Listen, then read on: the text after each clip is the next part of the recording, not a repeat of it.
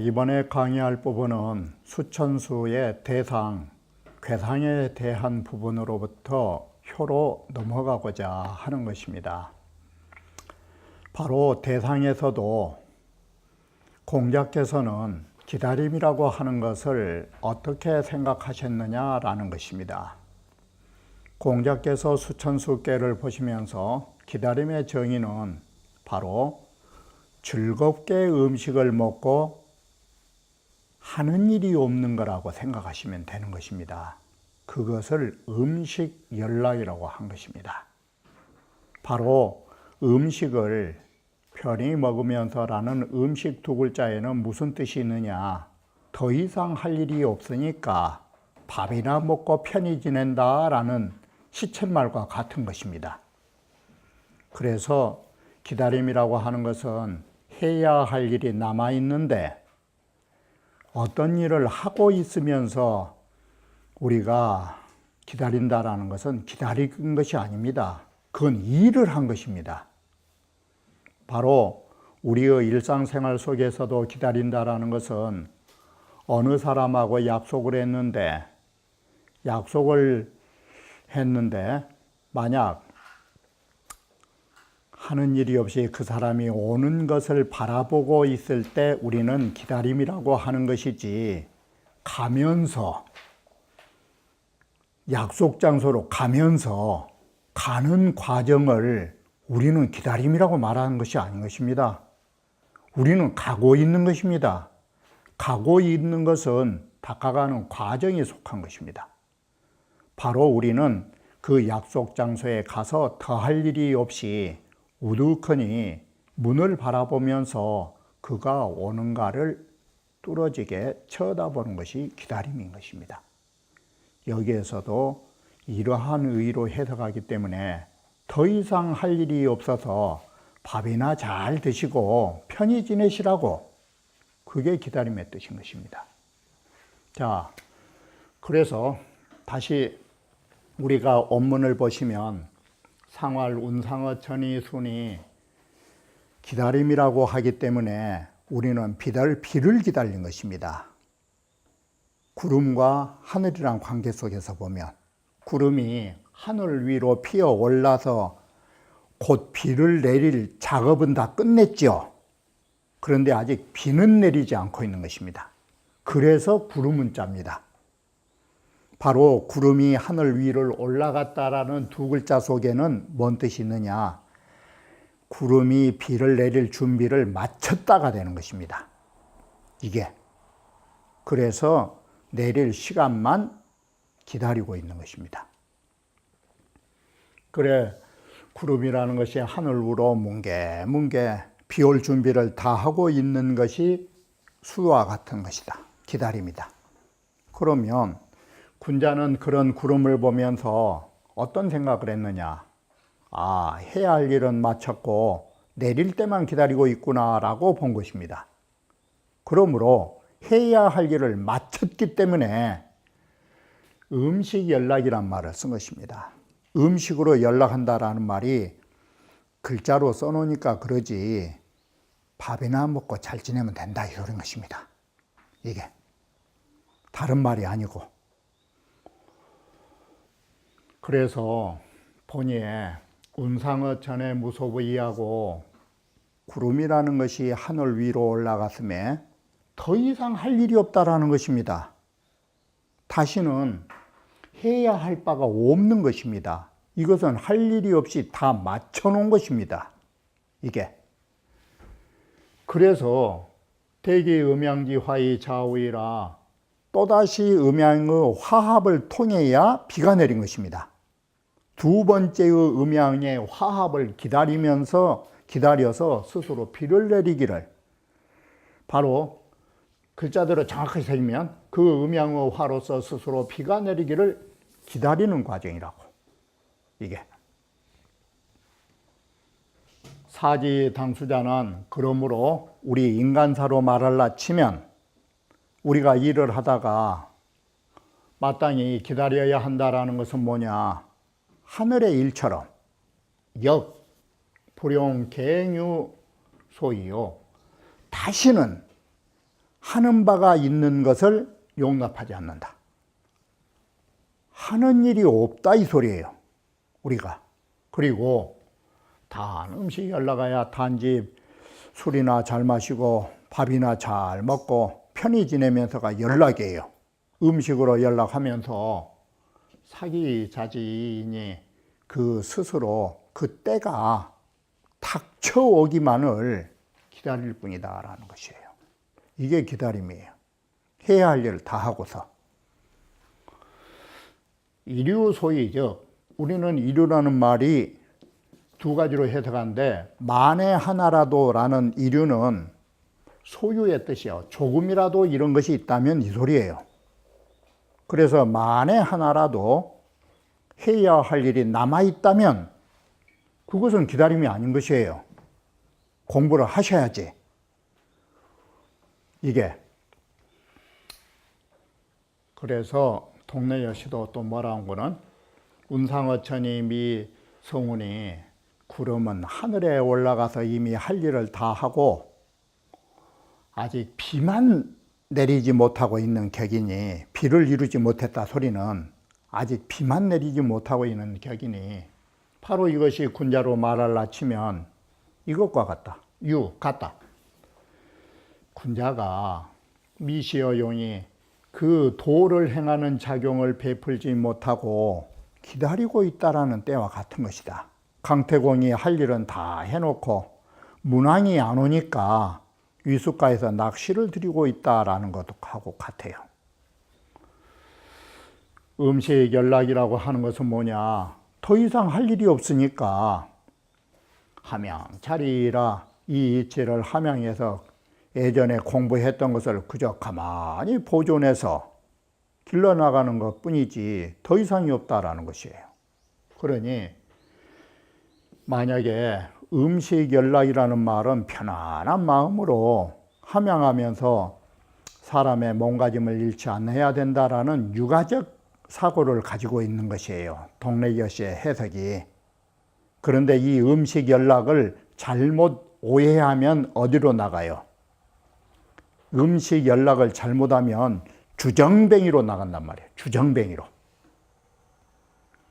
여기에 말한 음식 연락을 주정뱅이로 봐서는 안 된다. 그것을 동래여시가 머릿속에 둔 것이에요. 그래서 후세에 뜻을 넣지 못해가지고 마치 중림칠연들이 어떻게 했느냐. 음식 연락을 해라고 했더니만 술을 너무 많이 마셔가지고 주독성을 접은 것이에요. 이게. 그것이 지금 구걸짓학입니다. 누르게 내 모든 몸을 의탁한다라는 말이 술에 의탁하고 산다 이 소리예요. 그리고 혼명지 도가 이게 뭔지 아십니까?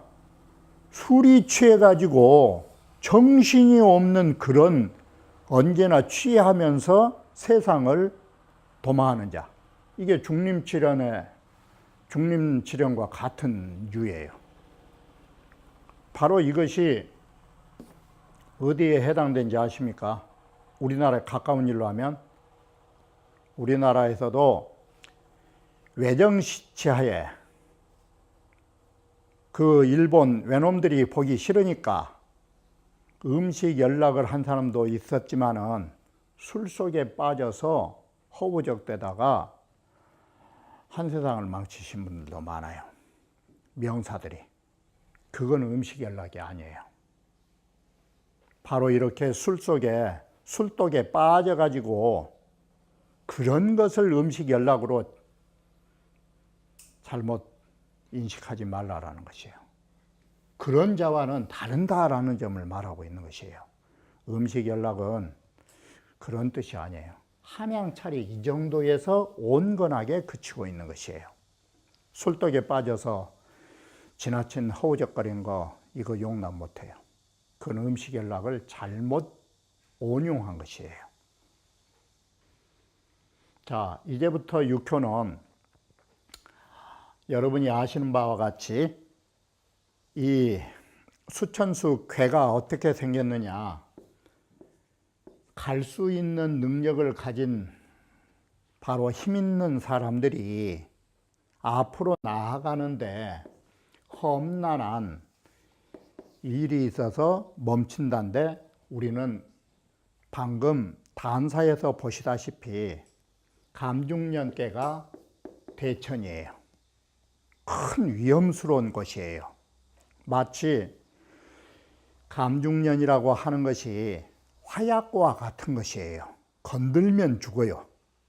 그렇기 때문에 우리는 화약고를 피할 때 어때요? 멀리 있으면 있을수록 안전지대예요. 이게 그런 것처럼 여기는 대천을 비유로 하다 보니까 이게 어떻게 돼요? 멀리 있으면서 좋겠죠. 그러면 내가 가까이에는 항상 뭐가 있어요? 질퍽질퍽한 진펄이 있어요. 바로 진펄을 좀 지나서 강 언덕 쪽으로 좀 오면 항상 뭐가 있냐면 모래가 있어요. 이게. 그리고 강을 가지고 있는 들판이 있어야 될 거 아니에요. 그게 여기서 말한 교회예요. 이게 이 효자를 썼네. 이거 교회가 된다. 그래서 이 험한 곳을 가까이 가면 갈수록 위험하다가 되겠죠. 이게.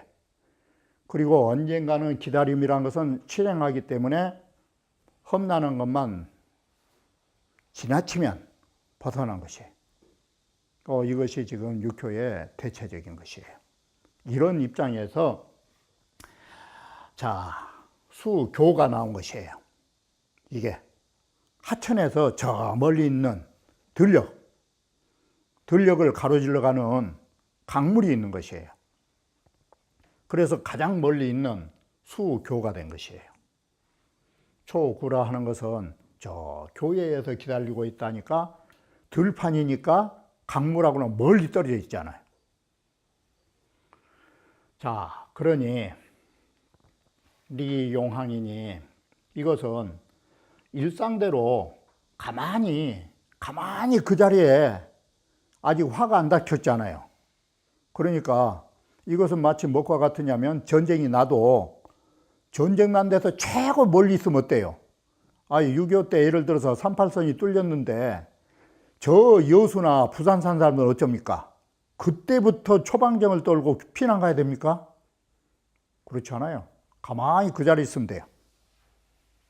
화가 멀리 있으니까 그것과 같은 거예요. 화근하고는 멀리 있기 때문에 움직이면 안 돼요. 이때는 가만히 그 자리만 있으면 돼요. 그것이 리용항인이에요. 일상 그대로 항상 하던 대로 그대로 하는 것이 이롭다예요. 이게 그러면 뭐그리라, 뭘라고 아직 화근이 닥치도 않았는데 그 미리부터 피난 연습하고 뭐 할 일이 있어요. 이게 아직 멀었는데. 이렇게 해서 화가 멀리 있을 때는 가만히 눈치만 살피고 있으면 되는 것이에요.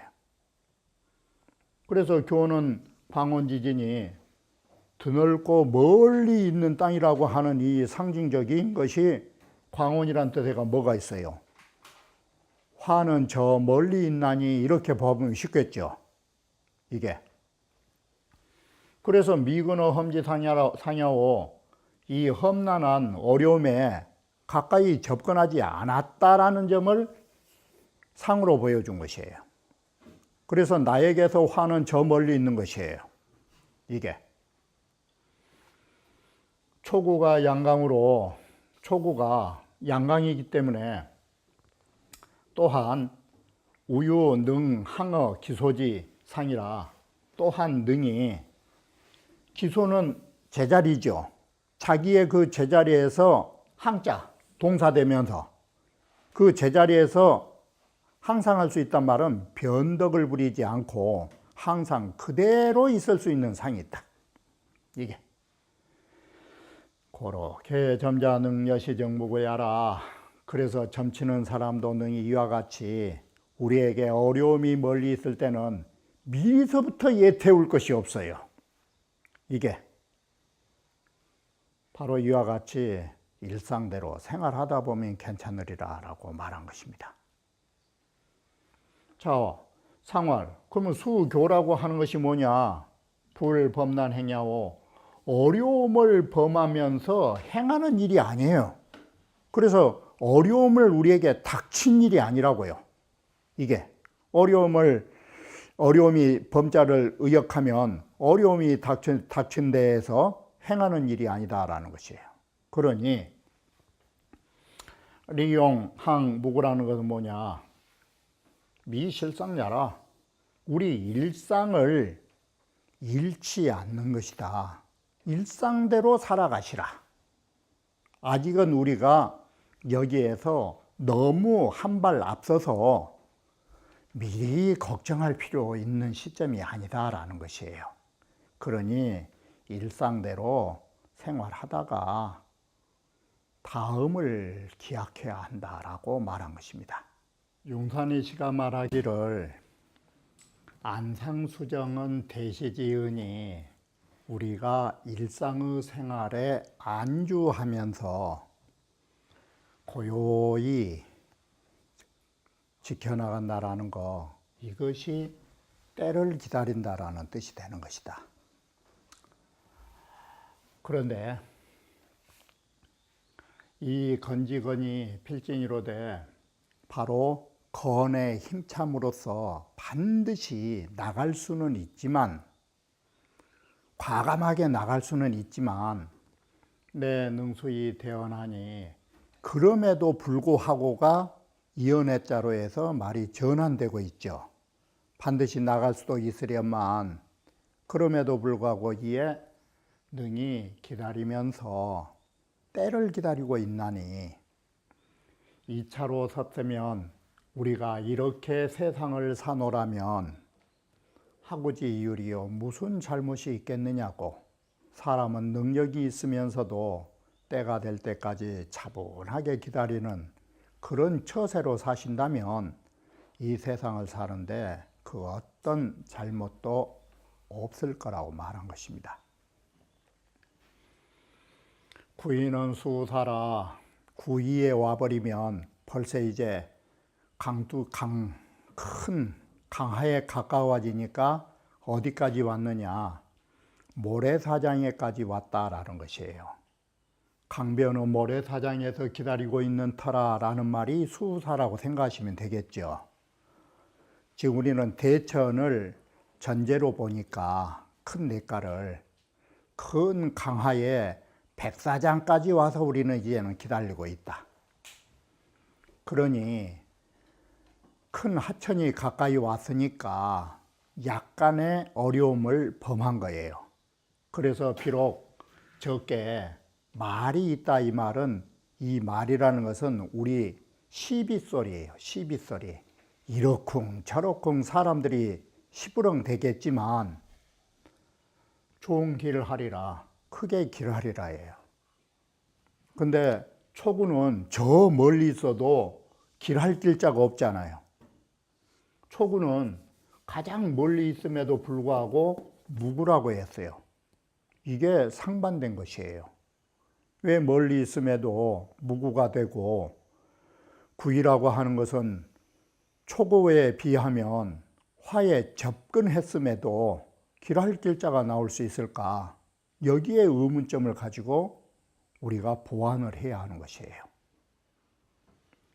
자, 우선 구이의 본지에 따라서 보시면 사적 근어함이라, 벌써 모래사장이라 하는 것은 험난한 그 강하에 가까이 접근하고 있다, 이렇게 보셔야 되는 것이에요.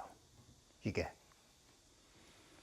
언어지상이라고 하는 것이, 여기에서 말하는 언어라는 것이 시비소리예요.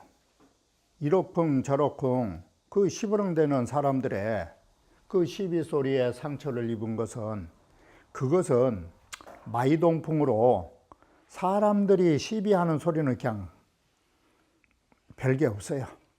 그래서 여기에 역재해지 소자 그래요. 남들로부터 그 구설수에 오른 거, 그냥 이 언어지상이라든지 이런 것을 쉽게 말하면 이 구설수죠. 이게. 그 구설수는 좀 명예에 타격을 있긴 있지만 그 큰 것은 아니에요. 그래 죄에 적은 것이다. 왜 그러하냐면 왜 이런 구설수에 휘말리느냐. 점진근감이라 점점 나아갔단 말은 초구에서 벌써 구위로 점점 나아가면서 감개에 가까워진 것이다. 어려움에 가까워진 것이다. 그러므로 이런 상이 있다. 그러나 여기에 장점이 하나 있다. 강중은 능수라 강하긴 하지만 이 중도라고 하는 것이 최고의 가치를 가진 거예요. 중도를 가지고 기다림을 가질 수 있기 때문에 특히나 이 중도를 지킨다라는 것, 이것이 마침내 기람을 얻을 수 있는 근거지가 된 것이에요. 그래서 개점자당여시하라 점친 사람도 마땅히 중도에 따라서 기람을 얻도록 하라 이렇게 됐는데 주자께서는 비교는 안 해놨어요. 왜 초구는 화근이 저 멀리 있음에도 무구이고 바로 구이는 종길이 될까? 물론 그 이유는 썼어요. 그러나 비교법은 안 썼어요. 그래서 우리는 이 부분을 보완하려는 것입니다. 임천호 시왈 구이는 강이 제지상하니 구이라 하는 것은 강한 것으로서 초구와 두 번째 자리는 땅이죠.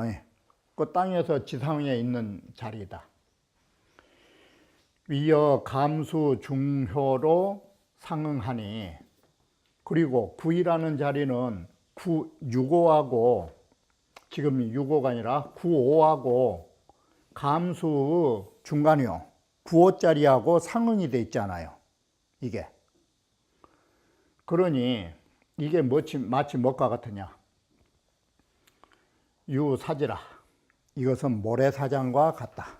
사지, 모래땅, 모래사장과 같다. 수 빈수이 온이로되 비록 물가에 다가서 있어 멀리 있지만 모래사장은 멀리 있지만 강변에 가서 모래사장에 앉아보면 어때요? 물이 뿌적뿌적 오르죠.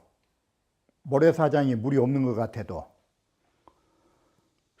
이 점지어 기중이라 모래사장이라는 것은 그 아래를 파보면 물이 뿌적뿌적 나온 것이에요. 항상 강변에 가서 모래를 파보면 물은 이미 그 가운데는 모래인 줄 알겠죠.